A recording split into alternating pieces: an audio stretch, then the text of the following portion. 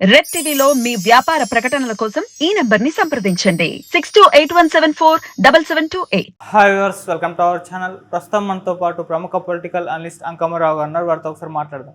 Sir నమస్కారం. Sir నమస్తే Aditya. Sir, Raghuramakrishnaraju గారికి నరసాపురం సీట్ దొరకలేదు.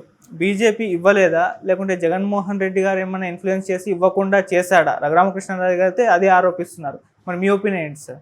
భారతీయ జనతా పార్టీ ఇవ్వలేదు, అదైతే వాస్తవం. ఓకే, వాళ్ళ పార్టీకి కేటాయించారు కాబట్టి వాళ్ళు ఎవరికి ఇవ్వాలనేది వాళ్ళ ఇష్టానికి వదిలేద్దాం.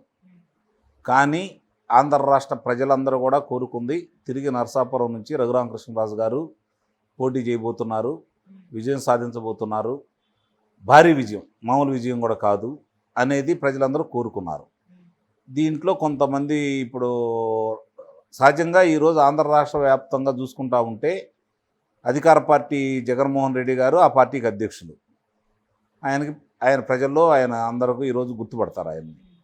అలాగే చంద్రబాబు నాయుడు గారి గురించి మనం ప్రత్యేకంగా చెప్పుకోవాల్సిన అవసరం లేదు. తెలుగుదేశం పార్టీ అధ్యక్షుడిగా, మాజీ ముఖ్యమంత్రిగా, ఈ పవన్ కళ్యాణ్ గారు జనసేన పార్టీ అధ్యక్షుడు. మిగిలిన వాళ్ళని పోల్చుకుంటామంటే 3 పార్టీల అధ్యక్షులను చూసుకుంటామంటే ఏ పార్టీకి అధ్యక్షుడు కాకుండా, ఏ పార్టీలో కూడా మంత్రి పదవి చేయకుండా, ఏ పార్టీలో కూడా మామూలుగా ఆయన ఈరోజు ఒక అంటే లోక్సభ సభ్యుడిగా కాకుండా మిగిలిన పదవులు ఏమీ లేకుండా ఆంధ్ర రాష్ట్రంలో వీళ్ళకి ఏమాత్రం తీసిపోని విధంగా వీళ్ళతోటి సరిసమానంగా ఈరోజు ప్రజాదరణ ఎవరికన్నా ఉంది అంటే మాత్రం అది రఘురామకృష్ణరాజు గారికి.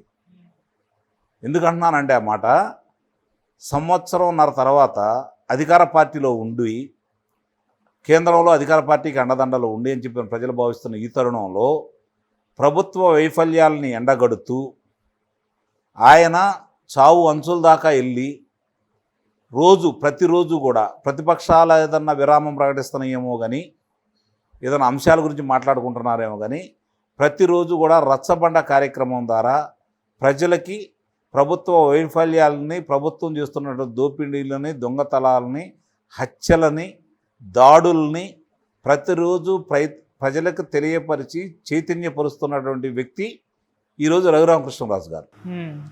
ఈరోజు నేను ఒకే ఒక ప్రశ్న మీతో సంధిస్తున్నాను.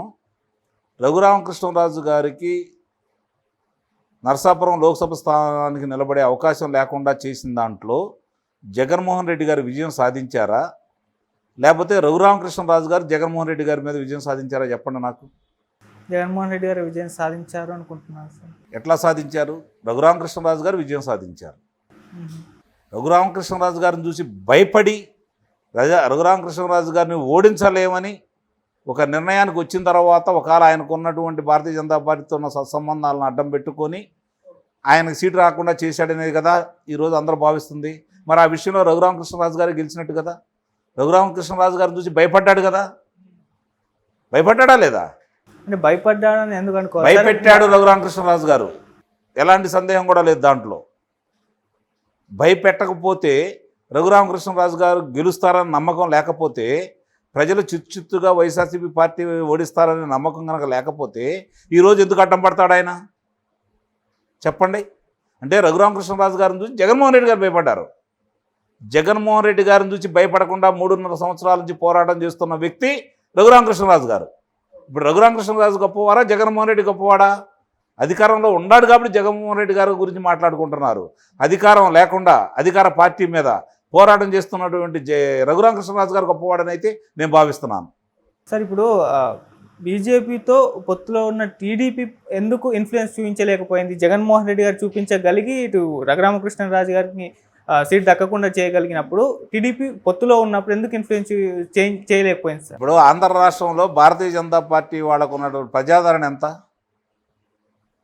గత ఎన్నికల్లో వచ్చిన ప్రజాదరణ ఎంత? ఈరోజు ఉన్నటువంటి ప్రజాదరణ ఎంత? మరి వాళ్ళు 6 లోక్సభ స్థానాలు, 10 శాసనసభ స్థానాలు తీసుకున్నారు అంటే ఇక్కడ తెలుగుదేశం పార్టీ అధినేత మాట చెల్లుబాటు అయితే వారికి అన్ని స్థానాలు వచ్చాయా? లేవు కదా. కేంద్రంలో ఉన్న అధికారాన్ని అడ్డం పెట్టుకొని వాళ్ళు మాకు ఇన్ని కావాలని చెప్పి బలవంతంగా తీసుకున్నారని చెప్పి ప్రజలు భావిస్తున్నారు, నేను భావిస్తున్నాను. ఓకే, మరి అన్నప్పుడు చంద్రబాబు నాయుడు గారు ఫలానా వాళ్ళకి కావాలి, ఫలానా వాళ్ళ వద్దు అని చెప్పి వాళ్ళని ఒప్పించగలరని మనం భావించాలా? నిస్సందేహంగా నేనైతే భావించట్లేదు. ప్రజలు కూడా భావించట్లేదు. ప్రజలు ఈరోజు రఘురామకృష్ణరాజు గారికి అన్యాయం చేసింది భారతీయ జనతా పార్టీ అని భావిస్తున్నారు. రేపు తెలుగుదేశం పార్టీ కావచ్చు, జనసేన పార్టీ కావచ్చు, ఆ పోరాట యోధుడిని కనుక గుర్తించి వీళ్ళు సముచిత స్థానం ఇస్తే వీళ్ళు ఈరోజు ఆంధ్ర రాష్ట్ర ప్రజానీకానికి ఒక చక్కని సందేశం ఇచ్చిన వాళ్ళు అవుతారని అయితే నేను భావిస్తున్నాను. అలా కాకుండా కనీసం వీళ్ళు ఇప్పుడు భారతీయ జనతా పార్టీ వాళ్ళ ఇష్టం కాబట్టి వాళ్ళు ఇచ్చారు, వీళ్ళు ఇవ్వకుండా అది కూడా వాళ్ళు అడ్డం పడ్డారు అంటే మాత్రం దాని గురించి తీవ్రంగా ఆలోచించాల్సిన అవసరం ఈరోజు ఎంతైనా ఉంటుంది. నాకు తెలిసినంత వరకు తెలుగుదేశం పార్టీ తరఫున తెలుగుదేశం పార్టీ జనసేన కూటమి సందర్భంగా ఆయన తిరిగి లోక్సభకి ఎన్ని కాబోతున్నాడని అయితే నేను ఘంటాపథంగా చెప్పగలను. అందుట్లో ఎలాంటి సందేహం కూడా ఏం లేదు.